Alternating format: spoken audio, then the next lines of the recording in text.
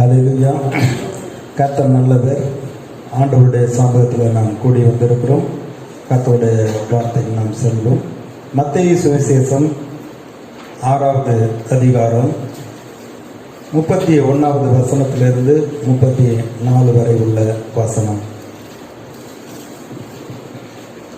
மத்தேயு 6வது அதிகாரம் 31லிருந்து 34 வரை உள்ள வசனத்தை வாசிக்கிறேன். ஆகையால் எண்ணத்தை உண்போம், எண்ணத்தை குடிப்போம், எண்ணத்தை உடுப்போம் என்று கவலைப்படாதிருங்கள். இவைகளெல்லாம் அஞ்ஞானிகள் நாடி தேடுகிறார்கள். இவைகளெல்லாம் உங்களுக்கு வேண்டியவைகள் என்று உங்கள் பரமபிதா அறிந்திருக்கிறார். முதலாவது தேவனுடைய ராஜ்யத்தையும் அவருடைய நீதியையும் தேடுங்கள், அப்பொழுது இவைகளெல்லாம் உங்களுக்கு கொடுக்கப்படும். ஆகையால் நாளைக்காக கவலைப்படாதிருங்கள். நாளைய தினம் தன்னுடையவைகளுக்காக கவலைப்படும். அந்தந்த நாளுக்கு அதனதின் பாடு போதும். இயேசு இங்கே நமக்கு சொல்லுகிறார். அவருடைய சீசர்களிடத்தில் அநேக காரியங்களை சொல்லி கொண்டு வருகிற பொழுது எண்ணத்தை புசிப்போம், எண்ணத்தை குடிப்போம், எண்ணத்தை உடுப்போம் என்று நீங்கள் கவலைப்படாதிருங்கள் என்று சொல்லுகிறார். இவர் ஒருத்தர் தான் வந்து பாருங்க, எதை குறித்தும் கவலைப்படாதிருங்கள். அப்போ கவலைப்பட வேண்டிய இருக்கிற காரியங்கள் நிறையா இருக்கிறது. இந்த பூமியில் ஒரு காரியம் செய்து முடித்தவுடனே அடுத்த ஒரு காரியத்திற்காக கவலை வந்து விடுகிறது. கவலையை கொண்டு வருகிறவன் ஒருவன். அந்த கவலையை நாம் மேற்கொள்வதற்கு நமக்கு ஆலோசனை கொடுத்து பலப்படுத்தி நடத்துகிற கர்த்தர் நம்ம கூட இருக்கிறார். பயம், கவலை, தோல்வி, அவிசுவாசம், சந்தேகம், குழப்பம் இவையெல்லாம் தீய ஆவியாகிய பிசாசினிடத்திலிருந்து வருகிறது. ஆனால் வேத வசனம் என்ன சொல்லுகிறது? அவர் உங்களை விசாரிக்கிறவரானபடியால் உங்கள் கவலைகளை எல்லாம் கர்த்தர் மீது வைத்து விடுங்கள். அவர் நம்மை விசாரிக்கிறவர். அவர் காலைதோறும் எழுப்புகிறார். கற்றுக்கொள்ளுகிறவர்களைப் போல நம்முடைய செவிகளை கவனிக்கும்படி செய்கிறார் என்று எழுதியிருக்கிறது. அப்ப காலைதோறும் நம்மை எழுப்புகிறவர், காலைதோறும் புது கிருபையை கொடுக்கிற தேவன். அவர் நம்மோடு பேசி நம்மை பலப்படுத்தி நடத்துகிறவர். எல்லா சூழ்நிலையிலும் நாம் கவலை இல்லாமல் கர்த்தரை பின்பற்றும்படியாக கர்த்தர் நமக்கு நல்ல ஆலோசனை கொடுத்து வழி நடத்துகிறவராய் இருக்கிறார். அப்ப இங்க என்ன, இந்த 6வது அதிகாரத்தில் அவர் சொல்லுகிற பொழுது இவைகளெல்லாம் அஞ்ஞானிகள் நாடி தேடுகிறார்கள். இவைகளெல்லாம் உங்களுக்கு வேண்டியவைகள் என்று உங்கள் பரமபிதா அறிந்திருக்கிறார். நான் ஏற்கனவே சொன்னது போல ஒரு ஆள் ஒரு பையனை பார்த்து, ஆண்டவர் நம்பு, ஆண்டவர் நல்லவர், உங்கள் அப்பா மாதிரி அவர், ஆண்டவர் நல்லவர், அவரை ஏற்றுக்கொள்ளுங்கிறப்ப எங்கள் அப்பா மாதிரியா? அப்போ எங்கள் அப்பா மாதிரினாக்கா அந்த ஆண்டவர் எனக்கு வேண்டாம். உடனே அதை சுதாரித்து கொண்டு அந்த போதவர் சொல்லுங்க, அப்பா உங்கள் அப்பா மாதிரி இல்லை, இந்த அப்பா நல்ல அப்பா. பொல்லாதவர்களாகிய நீங்கள் உங்கள் பிள்ளைகளுக்கு நல்ல ஈவுகளை கொடுக்க அறிந்திருக்கிற பொழுது உங்களை படைத்த பரலோக பிதாவானவர் தன்னிடம் வேண்டிக் கொள்ளுகிறவர்களுக்கு நன்மையானவைகளை கொடுப்பது அதிக நிச்சயம் அல்லவா? பூமிக்குரிய அப்பா கூட ஒரு சில நேரத்தில் கொடுக்க மாட்டாரு. ஆனா பரலோக பிதா அவர் எல்லாவற்றையும் நன்மையானவைகளை கொடுப்பது அதிக நிச்சயம், உறுதி. நமக்கு இன்னது தேவை என்று நம்முடைய பரமபிதா எல்லாவற்றையும் அறிந்திருக்கிறார். அப்ப அந்த அறிந்திருக்கிற தேவன் ஒரு காரியத்தை நம்முடைய வாழ்க்கையில முதலாவது வைக்க வேண்டும் என்று சொல்லுகிறார். இன்னைக்கு அநேக காரியங்களை வேதத்திலிருந்து நாம் பார்க்க போகிறோம். இதை கேட்கிற நீங்கள் ஆசீர்வதிக்கப்பட்டவர்கள். இந்த வேத வாக்கியங்களை எல்லாம் பார்க்கிற பொழுது கர்த்தர் எதை மேன்மையாக சொல்லுகிறார்? இந்த பூமியில தங்கம், வெள்ளி, வைரம், இன்னும் வைடூரியம், இன்னும் பலவிதமான விலையேற பெற்ற பொருட்களை குறித்து மேன்மையை பாராட்டுகிறார்கள். அதுதான் பெரிது என்று நினைத்து கொண்டிருக்கிறார்கள். இந்த வேத புஸ்தகம் எதை உயர்த்தி சொல்லுகிறது, எதை மேன்மைப்படுத்தி சொல்லுகிறது என்று இன்னைக்கு வேத வாக்கியங்களை கொண்டு நாம் பார்க்க போகிறோம். அவர் சொல்லுகிறார், இயேசு சொல்லுகிறார், முதலாவது தேவனுடைய ராஜ்யத்தையும் அவருடைய நீதியையும் தேடுங்கள், மற்ற எல்லாம் கூட உங்களுக்கு கொடுக்கப்படும். அப்ப தேவனுக்கு முதலிடம் கொடுக்க வேண்டும், தேவனை தேட வேண்டும், அவருடைய ராஜ்யத்தை தேட வேண்டும். அப்படி தேடுகிற பொழுது, அவரை நோக்கி பார்க்கிற பொழுது, அவரிடத்தில் நம்பிக்கையா இருக்கிற பொழுது, அவரை சார்ந்து கொள்ளுகிற பொழுது, அவர் நமக்காக எல்லாவற்றையும் அவர் திட்டம் போட்டு ஆயத்தப்படுத்தி அவர் ஏற்ற வேளையில நம்முடைய கையில் கிடைக்கும்படியாக எல்லாவற்றையும் செய்ய வல்லவராய் இருக்கிறார். இந்த வல்லமையுள்ள தேவன் சர்வ ஞானி, சர்வ வியாபி, எல்லாவற்றையும் அறிந்திருக்கிறவர், எங்கு நிறைந்திருக்கிறவர், உள்ளங்கையிலே வரைந்து வைத்திருக்கிறவர், நம்முடைய நினைவுகளை எல்லாம் அறிந்திருக்கிற தேவன், நம்முடைய இருதயத்தின் வேண்டுதல்களை அருள் செய்கிற தேவன், நீதிமான் விரும்புகிற காரியம் அவனுக்கு கொடுக்கப்படும் சொல்லி இருக்கிறாரு. நம்முடைய விருப்பத்தை நிறைவேற்ற இரவும் பகலும் நோக்கத்தோடு கண்ணோக்கமாக இருக்கிற தேவன் நம்முடைய ஆண்டவராகிய இயேசு கிறிஸ்து. அவர் நன்மை செய்கிறவராகவும் பிசாசின் வல்லமையில் ஆகப்பட்ட யாவரையும் குணமாக்குகிறவராக சுற்றி தெரிந்தார். அவர் நன்மை செய்கிறவராக சுற்றி தெரிந்த தேவன் இன்றைக்கு நமக்குள்ளே இருக்கிறார், நம்மோடு இருக்கிறார்.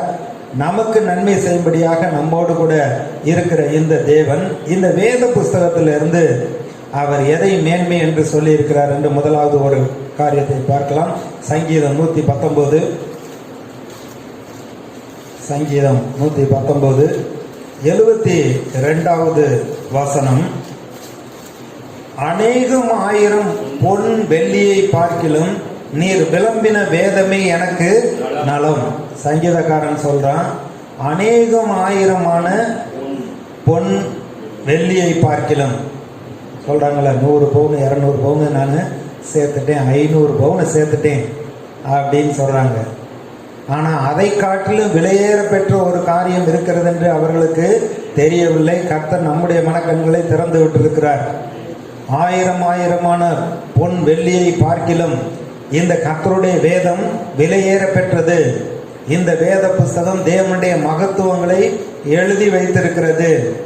மனிதன் எப்படி வாழ வேண்டும், எப்படி சுகமாக வாழ வேண்டும், வெற்றியாக வாழ வேண்டும், ஆசீர்வாதமாக வாழ வேண்டும் என்று இந்த வேத புஸ்தகத்திலே நமக்கு அவர் அவருடைய மகத்துவத்தை எழுதி கொடுத்திருக்கிறார். இந்த வேத புஸ்தகத்தை நம்ம அந்நிய காரியமாக எண்ணக்கூடாது. அது போதகர் தான் வாசிக்கணும், ரொம்ப பக்தியா இருக்கிறவங்க தான் வாசிக்கணும், நமக்கு அது வேண்டியதில்லை என்று சொல்லக்கூடாது. இந்த பூமியிலே மனிதராக இருக்கிற எல்லாரும் வாசிக்க வேண்டிய ஒரு புஸ்தகம்.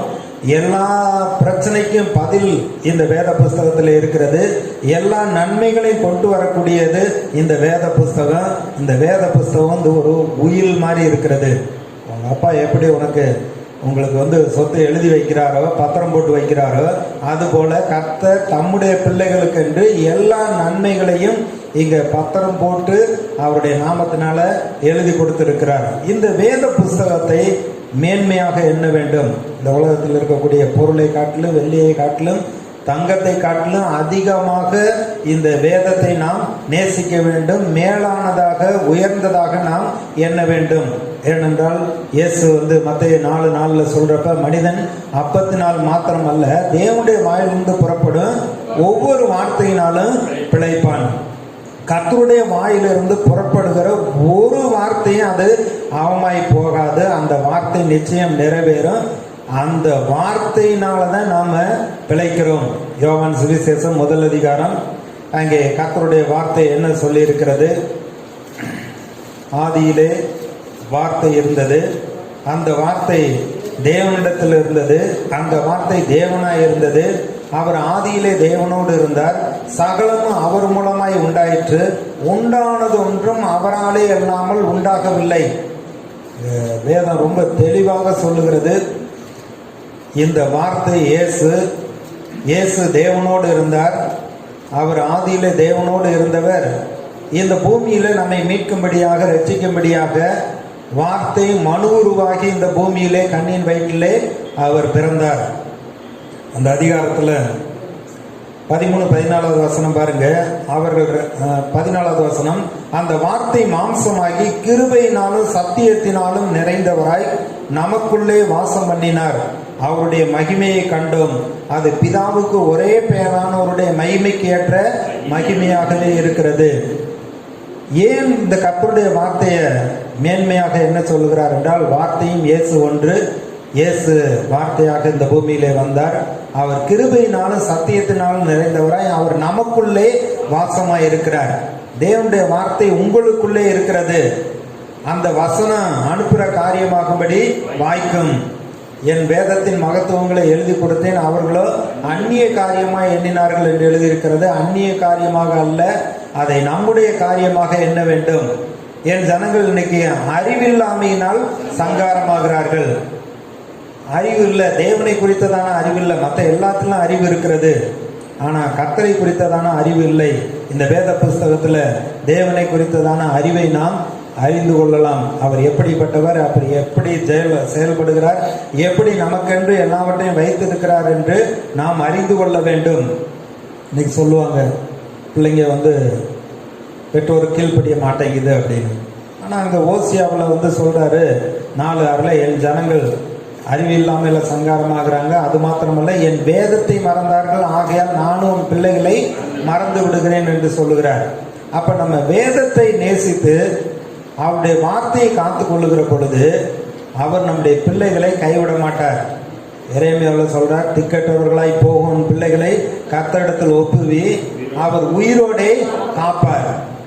உடன்படிக்கை நிமித்தம், ஆபிரகாமின் நிமித்தம் இன்றைக்கு வரைக்கும் இஸ்ரேல் மக்களுக்கு கிருபையும் உடன்படிக்கையும் காக்கிற உண்மையுள்ள தேவன் உங்களையும் உங்களுடைய பிள்ளைகளையும் உங்கள் பிள்ளைகளுடைய பிள்ளைகளுடைய சந்ததியையும் ஆண்டவர் கைவிட மாட்டார். அவர் காக்கிறவராக இருக்கிறார்.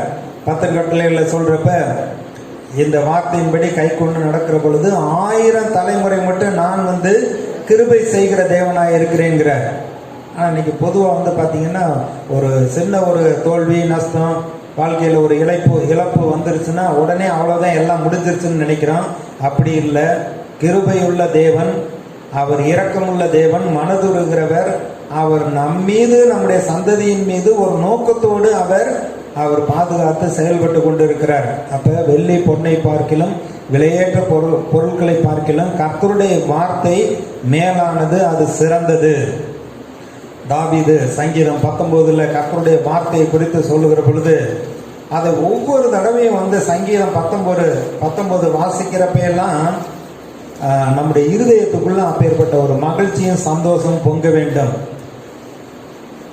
சங்கீதம் 19:7 பாருங்க, கர்த்தருடைய வேதம் குறைவற்றதும் ஆத்மாவை உயிர்ப்பிக்கிறதுமாயிருக்கிறது. கர்த்தருடைய சாட்சி சத்தியமும் பேதையை ஞானியாக்குகிறதுமாயிருக்கிறது. உங்க ஆத்மாவை உயிர்ப்பிக்கிறது கர்த்தருடைய வார்த்தை.